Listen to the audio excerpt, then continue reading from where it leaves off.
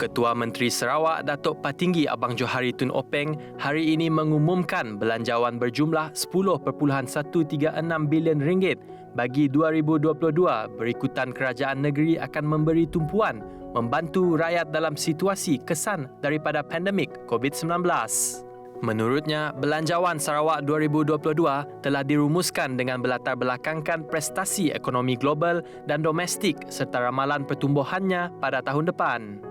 Abang Johari yang juga Menteri Kewangan dan Perancangan Ekonomi Negeri berkata antara strategi teras dalam belanjawan ini ialah skim bantuan deposit perumahan sehingga RM10,000 untuk membantu golongan B40 dan M40 membuat pembayaran deposit pemilikan rumah.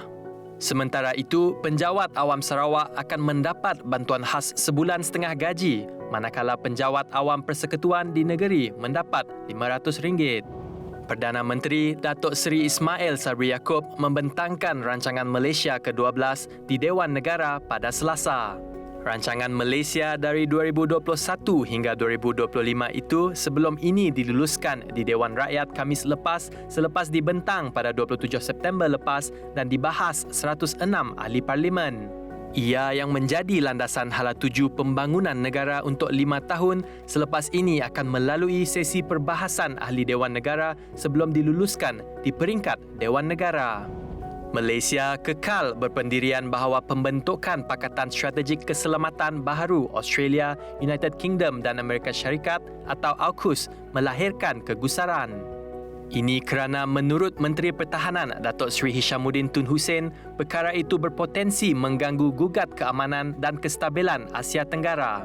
Katanya lagi, ia juga konsisten dengan pendirian disuarakan Perdana Menteri Datuk Seri Ismail Sabri Yaakob bahawa AUKUS boleh mewujudkan provokasi kuasa-kuasa lain untuk turut bertindak lebih agresif di rantau ini, terutama di Laut Cina Selatan.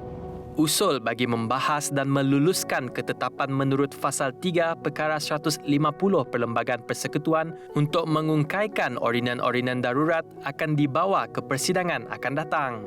Perkara itu dimaklumkan Menteri di Jabatan Perdana Menteri, Parlimen dan Undang-Undang, Datuk Seri Dr. Wan Junaidi Tuanku Jaafar sebelum sesi waktu pertanyaan Menteri di Dewan Rakyat. Menurut aturan urusan mesyuarat, antara ordinan terlibat ialah Ordinan Darurat Kuasa-Kuasa Perlu 2021, Ordinan Darurat Pencegahan dan Pengawalan Penyakit Berjangkit 2021 dan Ordinan Darurat Standard Minimum Perumahan, Penginapan dan Kemudahan Pekerja 2021.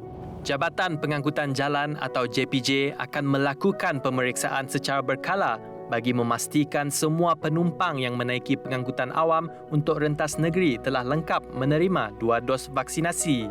Susulan itu, Menteri Pengangkutan Datuk Seri Wee Ka Siong menggesa agar semua pengendali pengangkutan awam melakukan semakan ke atas semua penumpang dan memastikan hanya penumpang yang lengkap suntikan vaksin dibenarkan menggunakan pengangkutan awam.